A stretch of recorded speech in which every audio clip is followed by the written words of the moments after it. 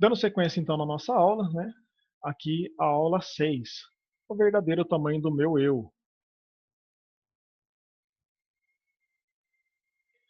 O texto base, né? Provérbios 15:33. O temor do Senhor é instrução na sabedoria, e a humildade precede a honra. Falamos de sabedoria na aula anterior, e o foco aqui, né, dessa aula agora vai ser a humildade. Ok? A humildade precede a honra. Temos aqui, né, a história da revista, que ele vai estar falando sobre um diácono que é muito respeitado na igreja, né, um senhor já muito respeitado na igreja, e de um jovem que começa a frequentar a igreja ali. E esse jovem, né, não achando ali um local para sentar, ele se senta no chão e num gesto de humildade, né, esse senhor, né, esse diácono que é um senhor, ele vai lá, senta ali junto com um jovem ali, dando ali um amparo ali, uma comunhão ali para o jovem. E aí o pastor, né, ele acaba falando o quê? Ó, a palavra que eu vou ministrar hoje, talvez vocês não se lembrem, mas o ato, o ato de humildade, o gesto de humildade, né, daquele senhor para aquele jovem, isso ia ficar ali, né, guardado, isso ia ficar ali lembrado na mente ali de todos aqueles que estavam participando daquele culto. Então, assim, o ato de humildade, né, ele trouxe honra ali para o Senhor, né, que efetuou o ato ali, né? E ele deixou ali, né, uma marca naquela igreja, né? Então é bonito a gente ver atos de humildade? Sim, é muito bonito, né, quando a gente vê vídeos, mas esse não pode ficar simplesmente em vídeos e simplesmente na vida dos outros, né? Os atos de humildade, a humildade, ela tem que fazer parte da nossa vida, né? E ele tem que ser ações em nossa vida, não simplesmente, né, eu achar bonito, mas eu não exercer isso, não exercer a humildade. Então, o que é ser humilde, né? Ser humilde é ser respeitoso, é ser obediente, é ser submisso, né? É ser modesto. Tudo isso eu creio que é muito fácil, né, para o jovem e para o adolescente, né? Só que não, né? A nossa sociedade ela ensina um pouquinho diferente, né? É lógico que sem generalizar, não é todo mundo, né? Mas como que a gente vê hoje, né? Pessoas desobedientes, pessoas desrespeitosas, pessoas insubmissas, pessoas arrogantes. Então, assim, um professor na sala de aula, ele já não é mais respeitado, né? Nem todos os alunos são obedientes, são submissos, são modestos, né? Mas o que a gente vê através da mídia, relatos de algumas pessoas, relatos de professores, professores de escola bíblica, pastores, né? Creio que todo mundo acaba enfrentando isso, pais, né? Que os filhos são desobedientes, são desrespeitosos, insubmissos, arrogantes. Então a gente precisa ensinar para o nosso junior, para o nosso adolescente, o que é ser humilde, né? Você quer ser um homem honrado na presença de Deus? Seja humilde. E ser humilde são esses aspectos, né? Vários outros, mas acho que aqui alguns dos mais importantes aí. Então seja respeitoso, seja obediente, seja submisso, seja uma pessoa modesta.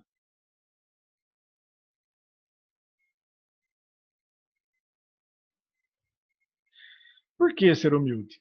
Né? Nos considerando cristão, devemos ser imitadores de Cristo, que é o modelo perfeito, né? É o padrão. Então Cristo é o padrão que nós devemos seguir. E será que Cristo foi humilde para ser o nosso padrão? Cristo ele não usou, né, seu poder para o benefício próprio. Mesmo estando numa forma humana, Cristo ele não deixou de ser Deus, mas ele não se beneficiou disso. Não tratou as pessoas com orgulho ou desprezo. Mesmo ele sendo desprezado, ele não retribuiu esse desprezo, né? Pelo contrário, ele amou, tratou bem as pessoas e ele se colocou, né, em uma posição de humildade. Ele deixou a sua glória e se fez homem, deixando ali, né, todo o seu esplendor divino, se fazendo homem, né, de uma forma humilde para servir, né? considerava os outros como digno de honra. Olha só, Cristo, sendo Deus, considerava os outros como digno de honra. Conselho de Paulo, olha só, que a gente acabou de falar de Cristo agora. Filipenses 2, do verso 5 ao 8. Tenham entre vocês o mesmo modo de pensar de Cristo Jesus. Aquilo que a gente acabou de falar, que é o padrão. Por que ele é o padrão? Continuando o versículo. Que, mesmo existindo na forma de Deus, não se considerou ser igual a Deus, algo que deveria ser guardado a qualquer custo. Pelo contrário, ele se esvaziou, assumindo a forma de servo, tornando-se semelhante aos seres humanos. E reconhecido em figura humana, ele se humilhou, tornando-se obediente até a morte, e morte de cruz. Aquilo que a gente acabou de falar, né? Cristo, então, ele deixa ali a sua glória, né? Ele se esvaziou, ele deixa a sua glória, assume a forma humana para servir, para nos trazer a salvação, e ele, né, nos trazendo salvação, ele mostra ali, né, o maior ato de humildade, né, que um Deus pode fazer. Ele sendo Deus, ele poderia simplesmente falar, não, muda tudo aí, né, todo mundo está salvo, mas não. Né? Ele já tinha um plano de salvação traçado, mas esse plano de salvação exigia que o próprio Deus, né, a pessoa de Jesus Cristo, assumisse uma forma humana, né? E ele fez isso, e ele consumou todo o plano de salvação para trazer salvação para mim e para você. E aí, a gente pode falar, nossa, mas tá bom, né? Jesus é Jesus. Não existiu ninguém como Jesus, então não vale. Aí tem um personagem, né, no livro de João, capítulo 1, verso 27, que vai falar assim: ele vem depois de mim, mas não sou digno de desamarrar as suas correias, né, nem as correias ali das suas sandálias. Esse mesmo personagem, ele vai falar ali, né, convém que ele cresça e que eu diminua. Esse personagem, né, eu creio que você já conhece, mas lance dessa forma para o seu aluno também, né, e deixe ele responder. Ah, é João Batista. Ótimo. Então a gente não está falando mais agora de Jesus. Nós estamos falando de um homem. Né? E esse homem, ele tinha os seus discípulos, e ele poderia simplesmente falar, não, ah, aqueles que eu discipulei, né, vocês são meus seguidores, né, então vocês ficam aqui comigo. Né? Jesus ele vai fazer os discípulos deles. Não. João Batista ele sabia muito bem do seu propósito e o seu papel. E ele cumpre isso, né, à risca. Então ele vem antecedendo a Cristo, preparando o caminho, e quando chega a hora ele simplesmente passa. Convém agora que ele cresça e que eu diminua. Então o papel foi muito claro. E no livro de Lucas, né, no Evangelho de Lucas, capítulo 7, verso 28, vai estar escrito assim: E eu lhes digo, entre os nascidos de mulher, ninguém é maior que João, mas o menor do reino de Deus é maior do que ele. Então aqui é o próprio Cristo reconhecendo, né, e honrando, né, João Batista. Sem entrar aqui em maiores detalhes, o foco, né, o principal aqui desse versículo é isso. Quando João Batista ele se coloca numa posição de humildade e honra a Cristo, e Cristo era merecedor dessa honra, né, tudo acontece da forma assim como a palavra de Deus ela pede para ser. E da mesma forma, Cristo, né, ele também honra aqui João Batista, falando que entre os nascidos de mulheres, ninguém foi maior que João. Olha só que coisa. O próprio Deus honrando o homem. E aí, aqui é onde eu quero, né, dedicar um pouquinho mais de tempo com você. E creio que também, né, é onde você vai conseguir discutir um pouquinho com o seu aluno. O problema nunca foi ter. O problema está no porquê. A gente vive hoje uma sociedade materialista. Então, existe, né, um contexto que humildade é somente sinônimo de pobreza. E também não é isso. Então, ser humilde não é ser uma pessoa sem cultura, ser uma pessoa sem recursos, não. É isso que a gente precisa entender, né? E deixar claro para os nossos alunos, que ele pode sim, né, conseguir as coisas, ele pode sim ser uma pessoa bem-sucedida e se mantendo humilde. Eu vou usar essa pirâmide aqui, né? E a gente vai ver aqui o ser, o fazer e o ter. No ser, né, está ali a nossa base, né? Tanto que ela é maior ali, a base do triângulo, né? Ela é maior. Que ele vai definir o que? As nossas crenças de identidade, valor próprio, né? Quem eu sou? E aí, quando a gente sabe, né, a gente tem essas crenças definidas, né, o nosso valor próprio definido, eu sei quem eu sou, então eu vou fazer. E o fazer, ele estabelece o quê? Crença da capacidade. Então, eu sei quem eu sou e eu sei o que eu posso, o que eu consigo. E aí sim, eu vou ter, né?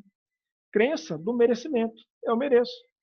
Por quê? Eu sei quem eu sou. Eu batalhei para ter a minha capacidade e essa capacidade ela vai me trazer ali os meus recursos. Então, seria nessa direção, né, ou com essa visão que o nosso jovem, o nosso adolescente, o nosso junior tem que crescer. Né? Deveríamos focar primeiramente na base, em sermos honestos, trabalhadores, amorosos, etc. E aí sim, definido quem eu sou, vamos fazer, né? Quem somos nos direcionará para sermos um cidadão, um profissional, né, de caráter e de respeito. E aí sim eu vou ter aí, né, as conquistas. E as conquistas, ela é o quê? Ela é um resultado de quem nós somos. Então, essa deveria ser, né, a pirâmide, né, da formação. Mas como é hoje? Hoje ela é um pouquinho invertida, infelizmente, né? O que temos determina aí quem somos, principalmente nesse meio, né, entre aí mais entre o adolescente e o jovem, mas o junior já começa a pegar esse aspecto. Né? O meio, infelizmente, ele não existe. Né? Hoje esse meio, né, essa capacidade, essa formação, ela tá, existe uma lacuna. Né? E aí, o que sobra? Né? Quem somos deixou de ser importante. Eu não sou medido, né? Ou eu não sou visto por quem eu sou. A minha capacidade, ela não flui em muita coisa, né? Ela não voga em muita coisa. Mas eu sou, né, medido por aquilo que eu tenho. Então, isso é complicado. E os nossos jovens, né, os nossos adolescentes, com essa mentalidade, eles acabam pulando, né, etapas importantes para serem pessoas bem-sucedidas sem ter uma base. Isso é complicado. Isso é complicado e isso é perigoso. E isso ele vem forte, né, na nossa sociedade. Então dedique um tempo para conversar com os seus alunos, né, se eles passam por isso em ambientes escolares, né, com os amigos, e reforce isso, né, para que eles tenham uma base sólida, para que eles busquem se capacitarem, né, de todos os meios, em todas as áreas, e aí, né, o resultado é consequência, né, assim como a gente viu no slide anterior. Tudo aquilo que eles vão ter são consequências, né, de quem eles são e do que eles fizeram. E, e aí sim eles vão ter aí, né, tudo aqueles que eles tiverem vão estar muito bem estruturados, né, e não vão se perder ao longo do caminho. E aí fica aqui uma perguntinha, né? Qual o tamanho do meu eu, afinal? É natural querer ser popular, né? Querer ser o melhor. Isso está intrínseco no homem, né? No ser humano, essa busca, né? Em querer, né? Ser o melhor, em querer estar sempre ali disputando, né? Essa seria a melhor palavra, né? Disputando ali na escola, eu quero ser bom, né? No esporte eu quero ser bom. Isso é natural, né? E isso não é problemático desde que ele não exceda os limites, né? Não, eu quero ser bom, né? Mas eu quero ser melhor hoje do que eu era ontem. E assim deve ser o pensamento. Não, eu quero ser melhor do que o outro, para ser melhor do que o outro, ser reconhecido como melhor que o outro. Então, isso é importante a gente ali ressaltar, né? O espírito competitivo é algo que já nascemos, assim como já foi dito, né? Mas precisamos entender que aquele que anda com Deus, ele deve refletir a glória dele e não a sua própria. Para isso, se fez necessário deixar, né, que Deus, né, que Ele seja Deus e Senhor de nossas vidas, e Ele mesmo nos dará a honra que reflete a sua glória. E aí, fica aqui um lembrete, né? O caminho mais curto para a honra é a humildade. Querido amado professor, espero que esse pequeno vídeo ele venha trazer aí alguma ajuda para você. Ficamos à disposição para se precisar de mais algum comentário, de mais alguma ajuda. Que Deus abençoe a sua aula, né, a sua classe, os seus alunos, a sua vida, o seu ministério, em nome de Jesus. A paz.